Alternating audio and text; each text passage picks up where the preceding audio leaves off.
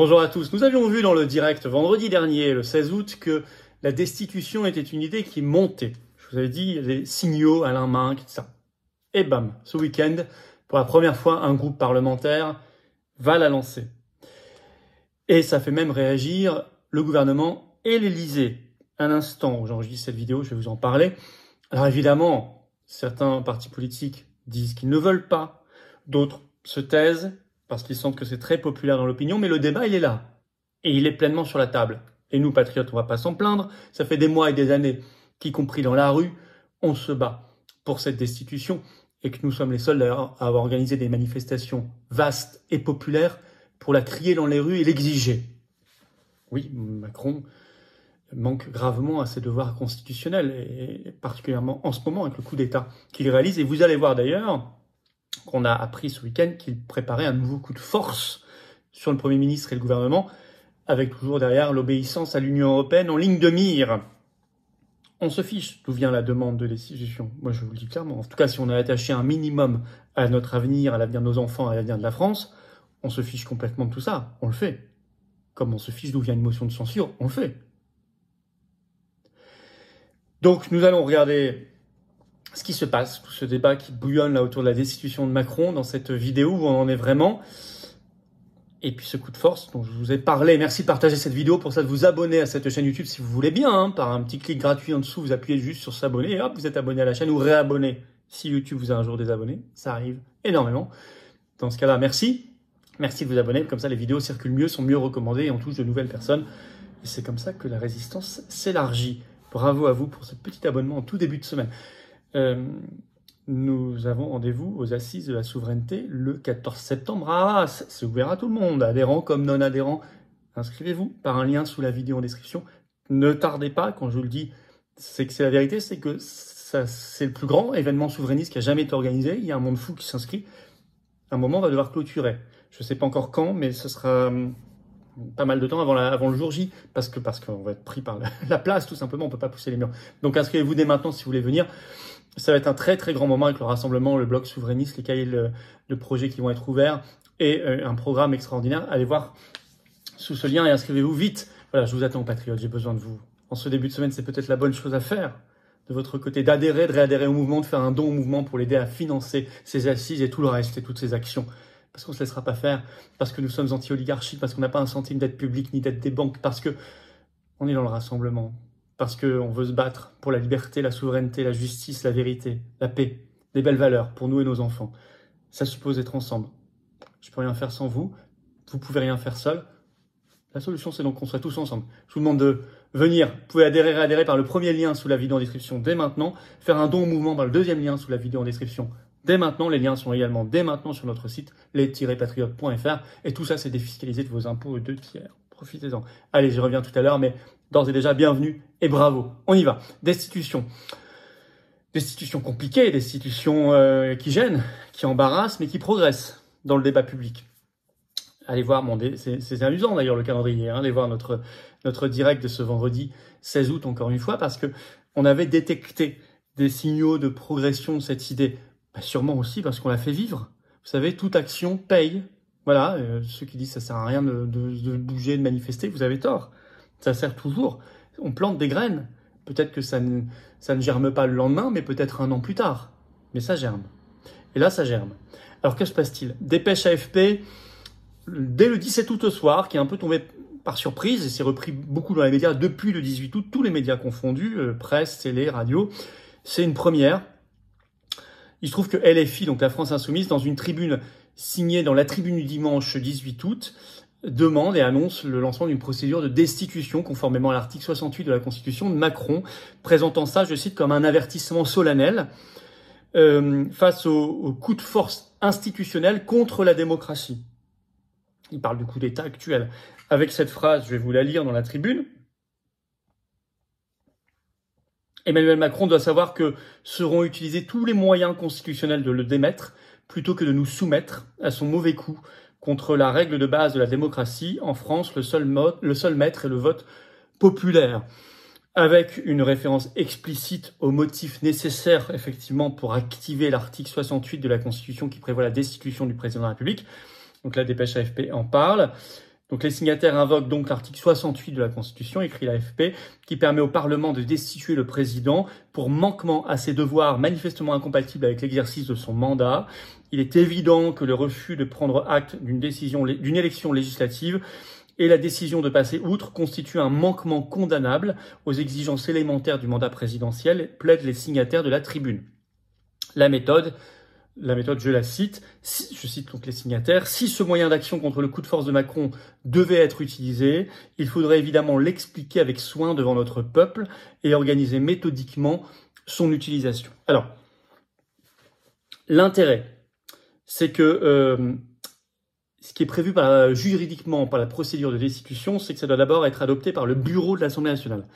Or, depuis la nouvelle Assemblée de juillet 2024, issue de la dissolution, il se trouve que le groupe qui a fait cette proposition de destitution ici, donc LFI, a la majorité absolue au sein du bureau de l'Assemblée nationale. Ils ont 12 membres sur 22.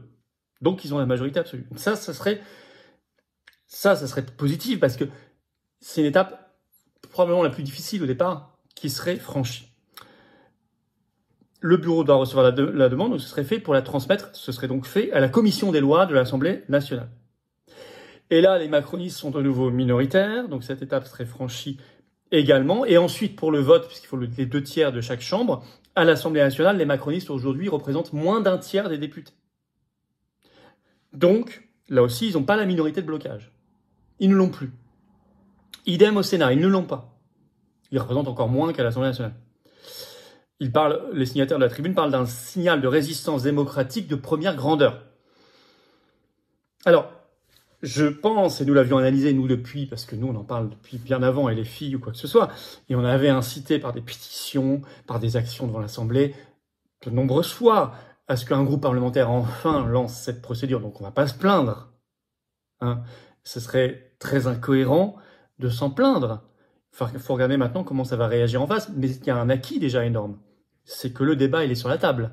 C'est que les Français qui, pour beaucoup, ne connaissaient pas l'article 68 et la procédure même de destitution, ne connaissaient même pas son existence, l'apprennent. Ils vont pouvoir eux-mêmes maintenant faire pression. Faire pression sur leurs députés, on va en parler. Mais en tout cas, ça te semble taper juste. Il y a un tweet du ministre de l'Intérieur démissionnaire Darmanin sur son compte X ce 18 août. Je vais vous le citer parce que ça montre que ça tape juste. Vouloir la destitution, écrit Darmanin, du président de la République dans l'ignorance totale de nos institutions révèle dans quelle anarchie LFI veut faire plonger la France. Bon, son avis sur LFI, tout ça, pense ce qu'il veut, on s'en fiche un peu, mais il y a quelque chose qui est formellement faux dans ce qu'il écrit. Dans l'ignorance totale de nos institutions, non. C'est prévu par la Constitution, c'est l'article 68. Il n'y a rien de... C'est pas un coup d'État, c'est prévu par la Constitution. Pareil, l'Élysée a réagi officiellement, c'est la première fois sur une destitution que l'Élysée réagit. C'est expliqué dans un article du Monde ce 18 août. L'Élysée a dit, je cite, « une agitation bien peu conforme à l'esprit de la République et à la lettre de la Constitution ». Bah non. Bon, l'esprit de la République, on ne sait pas très bien ce que ça veut dire. Tout ça, c'est une formule fourre-tout pour dire tout et n'importe quoi. Mais à la lettre de la Constitution aussi, la lettre de la Constitution, c'est l'article 68. Ça prévoit exactement ça. Donc ça, c'est encore une fois faux, mais ça prouve quand même une certaine nervosité là-dessus. Alors, vous avez tout de suite au PS, au PCF, des gens qui ont dit non, on n'en veut pas.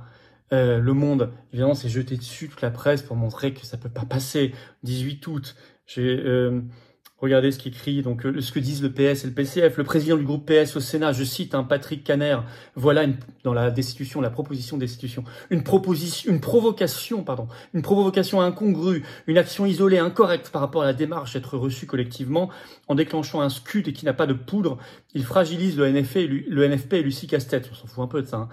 Ajoute-t-il. Depuis la Corse où il passe ses vacances, le secrétaire national du PCF, Fabien Roussel, ne décolère pas. L'ordre du jour n'est pas de menacer le président de la République de destitution. Ah bon? Mais qui fixe l'ordre du jour?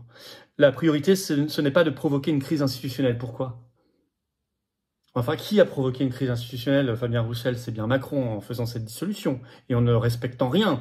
Ça va faire plus de 40 jours là qu'il n'a pas nommé de Premier ministre et de gouvernement.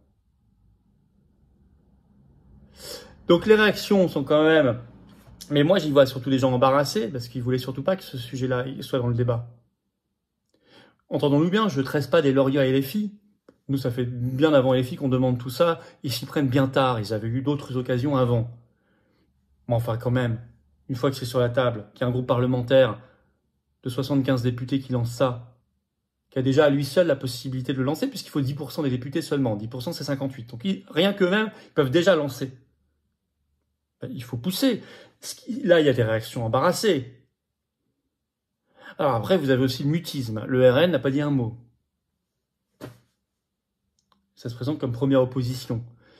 Je rappelle quand même que le 11 octobre 2023, il y avait une pétition qui était étudiée au sein d'une commission de l'Assemblée nationale, commission des lois, parce qu'elle avait été déposée sur le site de l'Assemblée nationale. Elle avait recueilli en moins de 6 mois plus de 5000 signatures, donc c'est le critère pour qu'elle soit étudiée en commission. Bon, donc ça avait été le cas. C'était une pétition pour demander la destitution de Macron. Et le 11 octobre 2023, les membres de la commission à l'Assemblée nationale devaient voter pour ou contre cette pétition sur la destitution de Macron. Et tous les députés RN avaient voté contre la pétition sur la destitution, contre la pétition populaire sur la destitution de Macron. Ils avaient voté contre le 11 octobre 2023. Il faut plus jamais que ça se reproduise, ça. Mais ayez-le bien en tête. Parce qu'il faut pas avoir une mémoire de poisson rouge dans la vie, sinon on se fait arnaquer à tous les coups. Et j'ai l'impression que les Français se font arnaquer depuis 40 ans. Il faudrait peut-être que ça cesse à un moment. Donc je vous le rappelle. C'était pas vieux, c'était il y a moins d'un an, 11 octobre 2023. Tous les députés RN ont voté contre la destitution lorsqu'une pétition est arrivée en ce sens au bureau de l'Assemblée nationale. Bon, il faudrait plus que ça se reproduise, il faut donc faire pression. D'autant qu'il y a quand même, au moment où ce débat s'installe pour la première fois véritablement sur la destitution, et je vous ai dit, il n'y a pas que les politiques, puisque je vous ai cité également des universitaires dans l'Obs, Alain Minc, interview dans le Figaro, etc. Allez voir le direct vendredi dernier. D'autant qu'il y a un coup de force en vue de Macron. Le JDD révèle ce 18 août le titre « Futur Premier ministre, Emmanuel Macron fait blêmir son camp ». Pourquoi ? Je cite, Emmanuel Macron pourrait choisir un nom politique, NON, et garder sous son autorité les ministres démissionnaires le temps de constituer une nouvelle équipe. Donc, qu'est-ce que ça veut dire un Premier ministre non politique ? Ça veut dire un gouvernement technique. Garder sous son autorité, lui, Macron, les ministères. Mais c'est une folie totale, c'est une autocratie totale. Gouvernement technique pour que Macron reste le maître absolu et appliquer la politique de mise sous tutelle par l'Union européenne. Notamment, nous devons envoyer un plan d'austérité qui doit être validé par la Commission européenne et nous devons l'envoyer avant le 20 septembre. Et le JDD a un nom. Apparemment, ce Premier ministre technique, ce serait Jean-Dominique Senard, qui a été PDG de Michelin de 2012 à 2019, qui est actuellement président de Renault. Il y a un directeur général à Renault, il y a un président depuis 2020 et c'est lui. Il avait coécrit un rapport avec Nicole Notat qui avait dirigé la CFDT en 2018. Il avait voulu la présidence du MEDEF, mais il avait dépassé la limite d'âge en 2017 des 65 ans, etc. etc.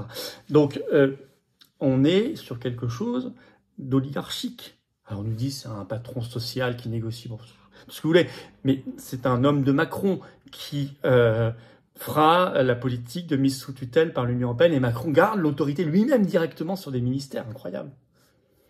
C'est ça le coup de force. Donc ça se justifie une destitution. Il y a tant d'autres motifs, nous embarquer dans la guerre contre la Russie, sans débat, sans vote, sans rien, dire qu'on peut envoyer des troupes françaises, avoir, pendant tout le comportement pendant le Covid, avoir revendiqué de vouloir emmerder des millions de ses compatriotes, on l'a pas oublié ça, refuser de défendre l'indépendance nationale alors que c'est ce que demande la Constitution. Au contraire, il défend la mise sous tutelle de la France, donc l'inverse de l'indépendance nationale. Ça mérite aussi une destitution, tout ça, etc., etc. Si vous trouvez d'autres motifs, il y en a, vous me les mettez en commentaire, bien sûr. Donc, faisons circuler. Le débat public s'installe, profitons-en. L'article 68 est découvert par les Français, profitons-en. Notre travail de résistance depuis des mois et des années explose grâce à ça, dans le bon sens du terme. Profitons-en.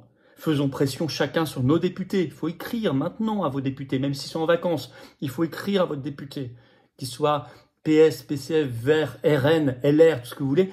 Alors les macronistes, il y a peu de chance, mais les autres, il faut écrire.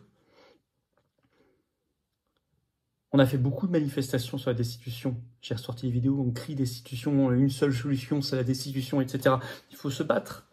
Il faut se libérer. Ça fait partie d'une des pièces du grand jeu oligarchique qu'il faut faire tomber.